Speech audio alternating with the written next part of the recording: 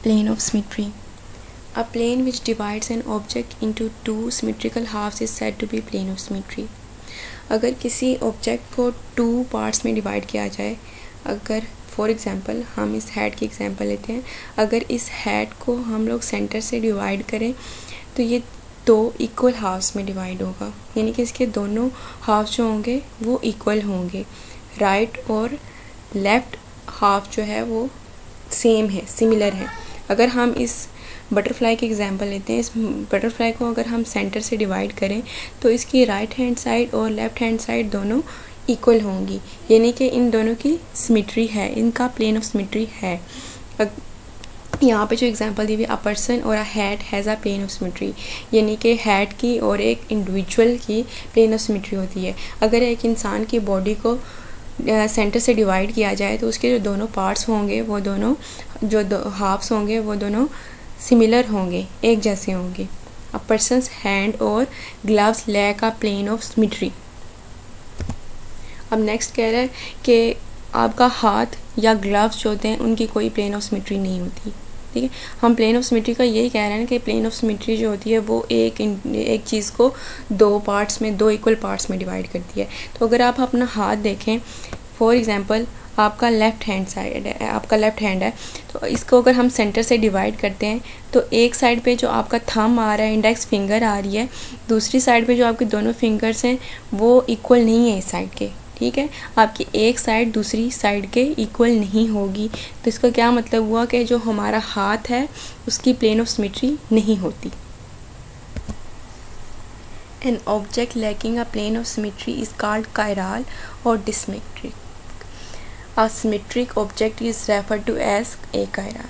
अगर किसी ऑब्जेक्ट की सिमेट्री नहीं है, उसका प्लेन ऑफ सिमेट्री नहीं है, तो उसको हम लोग कहेंगे कायराल या डिसमेट्रिक।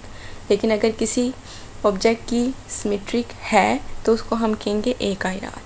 अब टर्म आती है हमारे पास कायराल। अभी हमने बात की कि अगर कोई भी ऑब्जेक्ट जिसकी प्लेन ऑफ सिमेट्री नहीं होती उसको हम लोग कहते हैं कायराल। ठीक है, तो a chiral object can not be super imposed on its mirror image. ठीक है, सुपर इम्पोज्ड का मतलब होता है putting one thing exactly on top of the other. ठीक है, हम लोगों ने अभी बात की है कि जो हाथ होता है, हाथ की प्लेन ऑफ सिमेट्री नहीं होती। ठीक है, तो इसका मतलब क्या हुआ, वो कायराल होगा। ठीक है, अगर हम लोग एक हाथ को हम लोग उसका मिरर इमेज देखें, ठीक है, आप अपना हाथ शीशे में, राइट हैंड है, अगर उसको आप शीशे के सामने करते हैं तो आप देखेंगे कि शीशे में आपका जो हाथ है वो राइट हैंड नज़र नहीं आ रहा, बल्कि वो क्या होगा, लेफ़्ट हैंड होगा। ठीक है, एक जो राइट हैंड का मिरर इमेज जो होगा वो आपका लेफ़्ट हैंड होगा। ठीक है, अगर आप सुपर इम्पोज करते हैं एक राइट हैंड को एक हैंड को दूसरे हैंड पे आप लोग सुपर इम्पोज करें, जैसे इस एग्जांपल में देखें, left and right hands are not superimposable.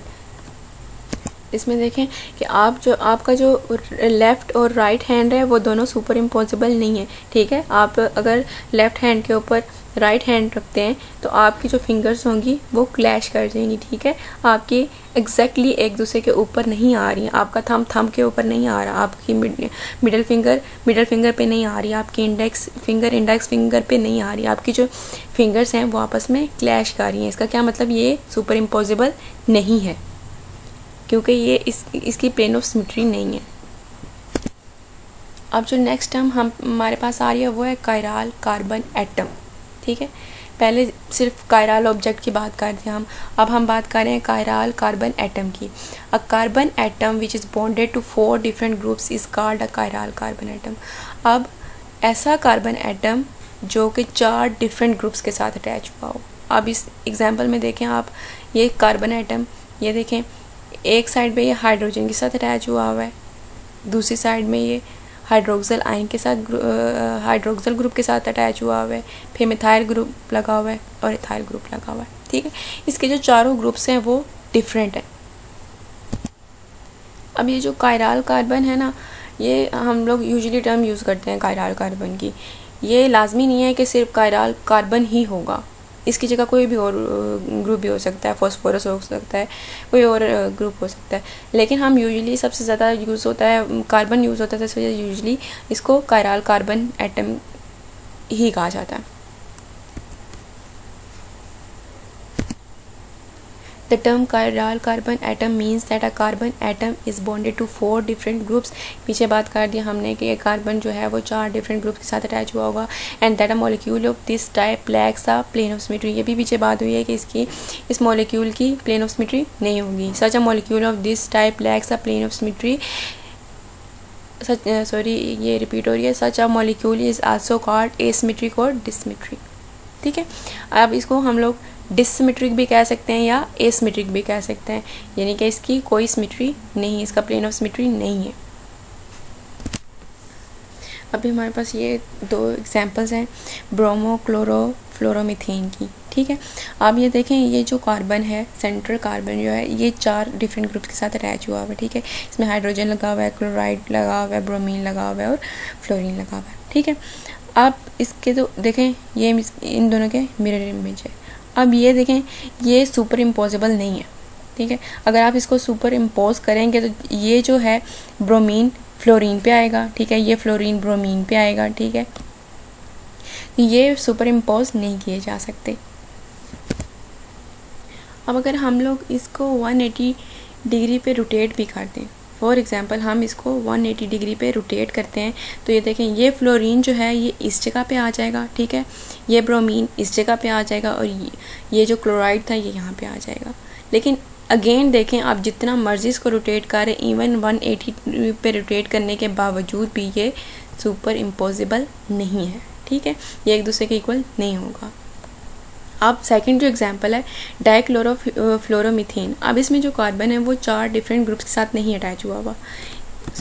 इसमें देखें, एक हाइड्रोजन के साथ अटैच हुआ हुआ है, 2 क्लोराइड लगे हुए हैं, 1 फ्लोरीन लगा हुआ है. अब ये देखें, ये सुपर इम्पोजिबल है. ठीक है, अगर आप इसको 180 डिग्री पे रोटेट करें तो ये देखें, ये एग्जैक्टली वही शेप आ जाएगी इसकी. ठीक है, वही फॉर्म आ जाएगी. तो कायरल कार्बन क्या होगा, जो 4 डिफरेंट ग्रुप्स के साथ अटैच हुआ होगा. नेक्स्ट हमारे पास है इनैंशोमर्स. इनैंशोमर्स are chiral molecules that are mirror images of one another. Furthermore, the molecules are non-superimposable on one another. This means that the molecule cannot be placed on top of one another and give the same molecule. ठीक है, तो इनैंशोमर्स क्या होते हैं कि ये chiral molecules होंगे और एक दूसरे के मिरर इमेजेस होंगे. ठीक है, जैसे हम लोगों ने पीछे एग्जांपल कायरल की देखी है, वो एग्जांपल इनैंशोमर्स की भी हो सकती है. नेक्स्ट देखें, ये हमारे पास एग्जांपल है इनैंशोमर्स की. डी ग्लूकोज और एल ग्लूकोज एक दूसरे के क्या हैं, इनैंशोमर्स हैं, यानी एक दूसरे के ये मिरर इमेजेस हैं.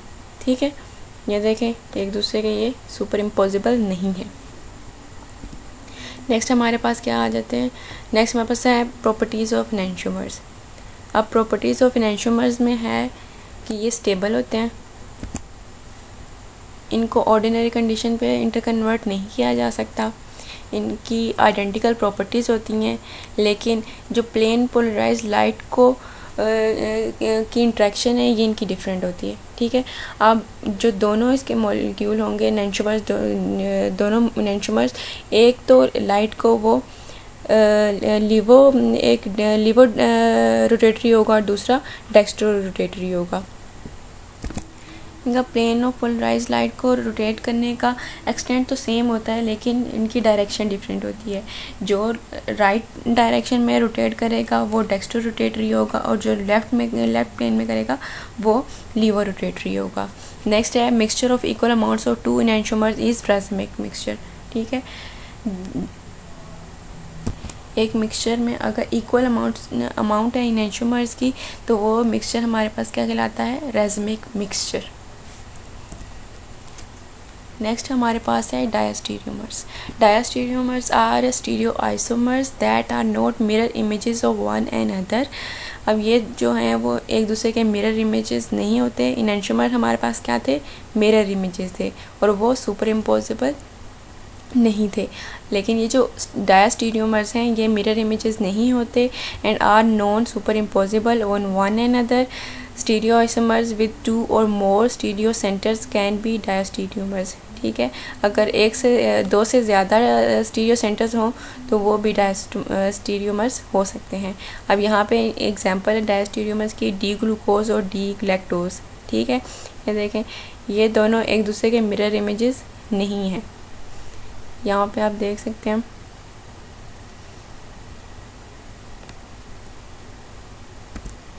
नेक्स्ट हमारे पास आ जाती हैं डायस्टीरियोमर्स की प्रॉपर्टीज़।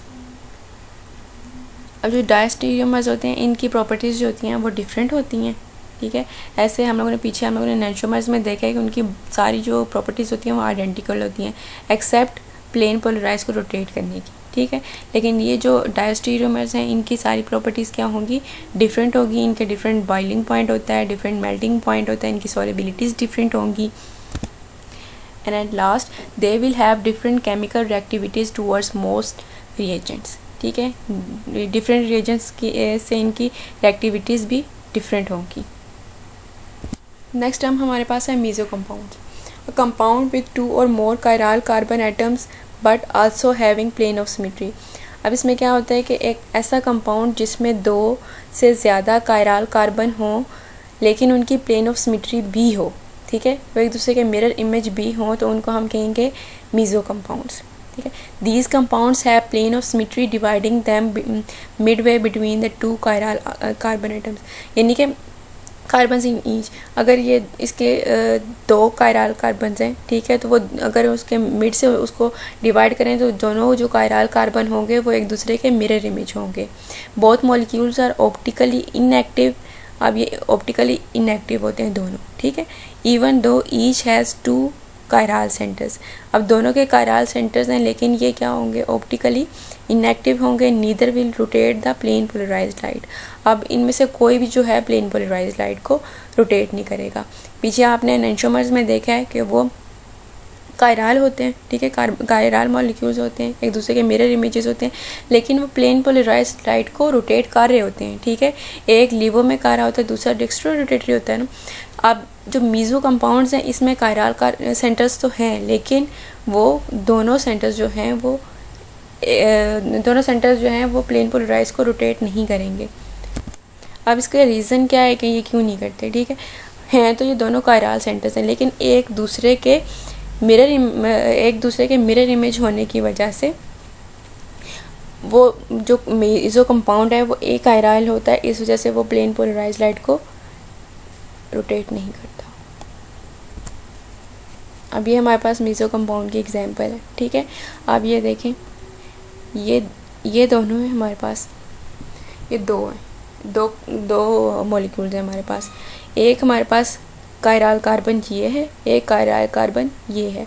ये कायरल कार्बन जो है ये देखें, ये 4 डिफरेंट ग्रुप्स के साथ अटैच हुई है, ये भी 4 डिफरेंट ग्रुप के साथ अटैच हुआ है। लेकिन अब मीज़ो कंपाउंड में क्या होता है कि हम लोग इसको मिड से डिवाइड करते हैं, इसकी जो प्लेन ऑफ सिमेट्री है, ठीक है। मिड से अगर इसको डिवाइड करें तो ये दोनों होंगे, ये एक दूसरे के मिरर इमेज होंगे, ठीक है।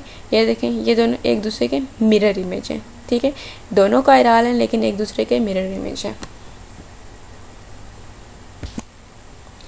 ये स्टीरियोइसोमेरिज्म में कुछ टर्म्स थी जिससे फेमिलियर होना आपके लिए ज़रूरी था। नेक्स्ट आपका टॉपिक है रेज़मिक मिक्सचर, ठीक है, उसकी रेज़ोल्यूशन। बाकी आपका जो चैप्टर है वो कंप्लीट हो गया।